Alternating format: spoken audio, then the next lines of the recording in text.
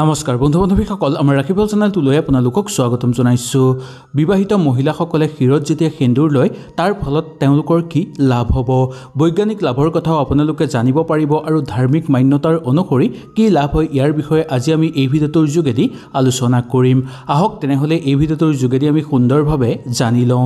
ভিডিঅ'টো মনোযোগ সহকাৰে শেষলৈকে চাব, তেতিয়াহে আপোনালোকে সুন্দৰভাৱে বুজি পাব। আৰু যদি ভিডিঅ'টো ভাল লাগে লাইক এটা কৰি আমাৰ মনোবল বঢ়াব আৰু আপোনালোকৰ বন্ধুবৰ্গৰ লগত শ্বেয়াৰ কৰি তেওঁলোককো উপকৃত কৰিব। ভাৰতীয় সংস্কৃতিত সেন্দুৰৰ বহু মহত্ব আছে। আমাৰ দেশৰ বিবাহিত মহিলাসকলৰ গুৰুত্বপূৰ্ণ অলংকাৰ বুলি মনা গৈছে সেন্দুৰক। আমাৰ বিবাহিত মহিলাসকলৰ শ্ৰদ্ধা আৰু বিশ্বাস ইয়াত জড়িত হৈ আছে। শিৰত লোৱা সেন্দুৰে বিবাহিত মহিলাসকলৰ মান সন্মান বৃদ্ধি কৰোৱায়। সেন্দুৰ বিবাহিত মহিলাৰ অভিমান হয়। আজিৰ দিনত বহু মহিলাই এই কথাটো নাজানে বা সেন্দুৰ লোৱাৰ কিছুমান নিয়মৰ কথা তেওঁলোকে নাজানে। এই কথাসমূহ আমাৰ শাস্ত্ৰত সম্পূৰ্ণভাৱে উল্লেখ আছে আৰু বৈজ্ঞানিক সন্মতভাৱেও এই কথাবোৰ বৈজ্ঞানিকসকলে প্ৰমাণ কৰি দেখুৱাইছে। এই নিয়ম সকলো বিবাহিত মহিলাই জনাটো বহু দৰকাৰ, তেতিয়াহে সেন্দুৰ লোৱাৰ আচল অৰ্থ তেওঁলোকে লাভ কৰিব পাৰিব। বিবাহিত মহিলাসকলে সেন্দুৰ লোৱাৰ কিছুমান গুৰুত্বপূৰ্ণ নিয়মৰ বিষয়ে আজি আমি এই ভিডিঅ'টোৰ যোগেদি আলোচনা কৰিম।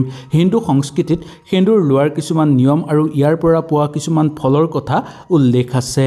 আহক তেনেহ'লে আমি এই সকলোবোৰ কথা এই ভিডিঅ'টোৰ যোগেদি সম্পূৰ্ণভাৱে জানি লওঁ। সেন্দুৰক উন্নতি আৰু শক্তিৰ প্ৰতীক বুলিও মনা যায়। মা লক্ষ্মীৰ উন্নতিৰ প্ৰতীক হয় আৰু মা দুৰ্গা শক্তিৰ প্ৰতীক হয়। মা দুৰ্গা আৰু মা লক্ষ্মীক সজোৱাৰ সময়ত সেন্দুৰ ব্যৱহাৰ নকৰিলে কেতিয়াও নহয়। যদি সেন্দুৰ নলগায় তেনেহ'লে এই পূজা কেতিয়াও সম্পূৰ্ণ মনা নাযাব। সেইকাৰণে বিবাহিত মহিলাসকলে সেন্দুৰ লোৱাৰ নিয়ম বহু যুগৰ পৰা প্ৰচলিত হৈ আহিছে। ইয়াৰ ফলত মহিলাসকলৰ আত্মবিশ্বাস বৃদ্ধি পাবলৈ ধৰে আৰু ঘৰত সুখ শান্তি নামি আহে। লগতে মা দুৰ্গা আৰু মা লক্ষ্মীৰ সন্তুষ্ট লাভ কৰিবলৈ সক্ষম হয়, যাৰ ফলত তেওঁলোকৰ সকলো মনৰ আশা পূৰ্ণ হৈ পৰে। সকলো ক্ষেত্ৰতে তেওঁলোকে সুখ শান্তিৰে জীৱন অতিবাহিত কৰিব পাৰে। ইয়াৰ ফলত তেওঁলোকৰ স্বাস্থ্যও সুন্দৰ হৈ থাকে। মহিলাসকলৰ সকলো অলংকাৰৰ ভিতৰত সেন্দুৰক সকলোতকৈ ডাঙৰ অলংকাৰ বুলি শাস্ত্ৰত মনা গৈছে। হিন্দু ধৰ্মত সেন্দুৰৰ মহত্ব বহু বেছি। ভগৱানৰ পূজা বা কোনো ধাৰ্মিক অনুষ্ঠানত সেন্দুৰ ব্যৱহাৰ নকৰিলে বা কুমকুম ব্যৱহাৰ নকৰিলে সেই পূজা কেতিয়াও সম্পূৰ্ণ নহয়। ইয়াত বহু গুণ দেখিবলৈ পোৱা যায়। প্ৰত্যেক শুভ কামত কুমকুম ব্যৱহাৰ কৰা হয়। ইয়াৰ বাহিৰেও কুমকুমক সামান্য আমি কপালত যদি লগাই ল'ব পাৰোঁ তেনেহ'লে আমাৰ ঘৰৰ পৰা সকলো বেয়া শক্তি দূৰ হৈ পৰিব আৰু আমাৰ ওপৰত চলি থকা বেয়া শক্তিও সেইবোৰ ধ্বংস হৈ পৰিব। ইয়াত মহিলাসকলৰ সন্মান আৰু শ্ৰদ্ধা জড়িত হৈ আছে। কুমকুম আৰু সেন্দুৰ মহিলাসকলে লগালে স্বামীৰ আয়ুস বৃদ্ধি পাবলৈ ধৰে। এই বিশ্বাস আৰু মান্যতা প্ৰাচীন কালৰ পৰাই চলি আহিছে। যদি আপোনালোকে এনেকৈ নকৰে তেনেহ'লে আপোনালোকৰ স্বামীৰ অকাল মৃত্যু ঘটিব পাৰে আৰু লগতে আপোনালোকৰ ঘৰত অমংগল আহি পৰিব। সকলো ফালৰ পৰা আপোনালোকৰ ঘৰত দুখ দৰিদ্ৰতা নামি আহিব, প্ৰচুৰ পৰিমাণে অৰ্থ হানি হ'বলৈ ধৰিব। ঘৰৰ পৰা সকলো দেৱ দেৱী গুচি যাব আৰু আপোনালোকৰ জীৱনলৈ দুৰ্ভাগ্য নামি আহিব। সেন্দুৰ লোৱাৰ কিছুমান বৈজ্ঞানিক লাভৰ কথাও কোৱা হৈছে। সেন্দুৰত পাৰা নামৰ এবিধ বস্তু থাকে। এই বস্তুৱে সদায় মগজু ঠাণ্ডা কৰি ৰাখে। এই সেন্দুৰে শিৰত লগালে মনৰ একাগ্ৰতা বৃদ্ধি পাবলৈ ধৰে। মহিলাসকলৰ মূৰত যদি আপোনালোকে সেন্দুৰ লগায় তেনেহ'লে ইয়াক বহু শুভ বুলিও মনা যায়।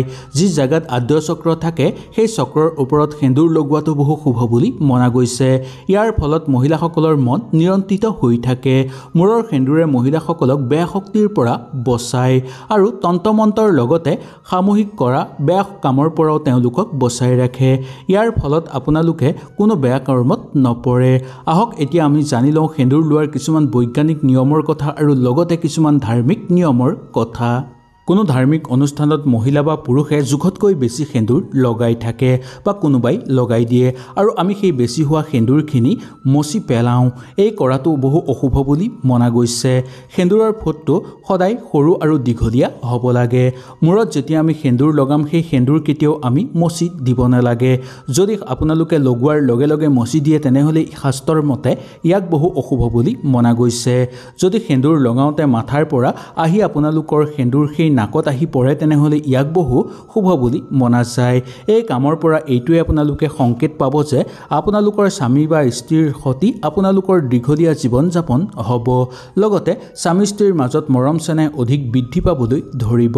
সামাজিক ক্ষেত্ৰতো আপোনালোকৰ মান সন্মান বৃদ্ধি পাব আৰু পৰিয়ালৰ মাজতো আপোনালোকৰ শ্ৰদ্ধা বৃদ্ধি পাবলৈ ধৰিব।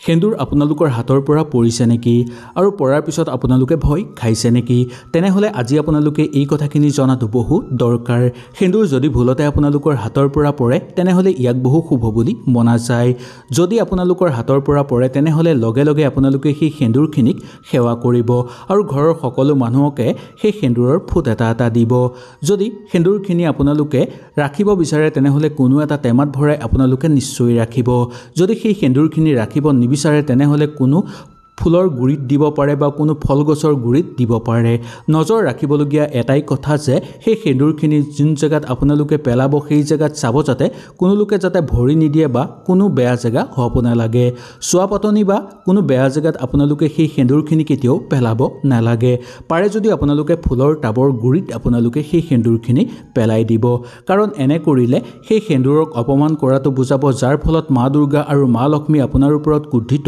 হৈ পৰিব যাৰ ফলত আপোনালোকৰ ঘৰত দুখ দৰিদ্ৰতা নামি আহিব সকলো ক্ষেত্ৰতে বিফলতাৰ সন্মুখীন হ'ব লাগিব আৰু সকলো ক্ষেত্ৰতে আপোনালোকৰ জীৱনলৈ দুৰ্ভাগ্য নামি আহিব এই কথাটো বহু গুৰুত্বপূৰ্ণ সকলো মহিলাই ভালকৈ মনত ৰখাটো দৰকাৰ সদায় সেন্দুৰ লগাওঁতে অনামিকা আঙুলি ব্যৱহাৰ কৰিব লাগে শাস্ত্ৰত ইয়াৰ অৰ্থ কোৱা হৈছে যে অনামিকা আঙুলিত শৰীৰৰ শক্তি তত্ত্ব লুকাই থাকে সেই শক্তিয়ে আপোনালোকৰ মূৰৰ আৰ্দ্ৰচক্ৰ জাগ্ৰত কৰি দিব সেইকাৰণে নিজেই সেন্দুৰ ল'লেও সদায় অনামিকা আঙুলি ব্যৱহাৰ কৰিব লাগে কিন্তু যদি আপোনালোকে বেলেগ মানুহক কুমকুম বা সেন্দুৰ লগাব বিচাৰে তেনেহলে আপোনালোকে মধ্য আঙুলি ব্যৱহাৰ কৰিব কাৰণ মধ্য আঙুলিত অধিক শক্তি দেখিবলৈ পোৱা যায় বা অধিক শক্তি থাকে ইয়াৰ ফলত বেয়া শক্তি বেলেগৰ শৰীৰৰ পৰা আপোনালোকৰ শৰীৰলৈ প্ৰৱেশ কৰিব নোৱাৰিব সেইকাৰণে কাৰোবাক যদি আপোনালোকে সেন্দুৰ দিব বিচাৰে তেনেহলে মধ্য আঙুলি দি সেন্দুৰ দিব কিন্তু নিজেই ল'ব বিচাৰিলে আপোনালোকে অনামিকা আঙুলি ব্যৱহাৰ কৰিব মহিলাসকলে কেতিয়াও বেলেগ পুৰুষৰ আগত সেন্দুৰ লগাব নালাগে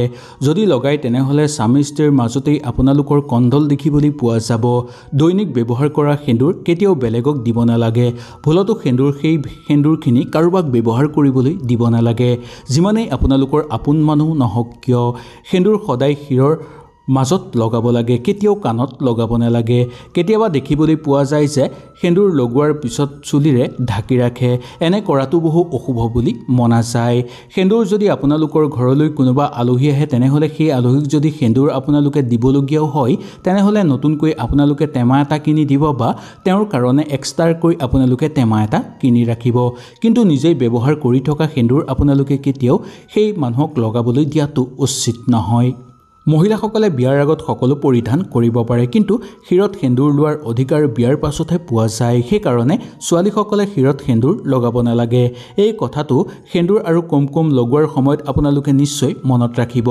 যদি এনে নকৰে তেনেহলে আপোনালোকৰ জীৱনলৈ দুৰ্ভাগ্য নামি আহিব আৰু আপোনালোকৰ বিয়াৰ ক্ষেত্ৰত ই সমস্যাই দেখা দিব সেইকাৰণে ছোৱালীসকলে কেতিয়াও বিয়াৰ আগত সেন্দুৰ লগোৱাটো উচিত নহয় যদি আপোনালোকে ভুলবশতঃ লগাইছে তেনেহলে একো নাই কিন্তু আজিৰ পৰা আপোনালোকে নলগাব এই কথা জনাৰ পিছতো যদি আপোনালোকে লগাই তেনেহলে বহু দুৰ্ভাগ্য নামি আহিব আৰু মা লক্ষ্মী আপোনালোকৰ ওচৰৰ পৰা গুচি যাব মা লক্ষ্মীৰ কৃপা আপোনালোকে কেতিয়াও লাভ কৰিব নোৱাৰিব আৰু বৈবাহিক জীৱন যেতিয়া আপোনালোকে কৰিব তেতিয়া আপোনালোকৰ জীৱনলৈ দুৰ্ভাগ্য আৰু দুখ দৰিদ্ৰতা নামি আহিব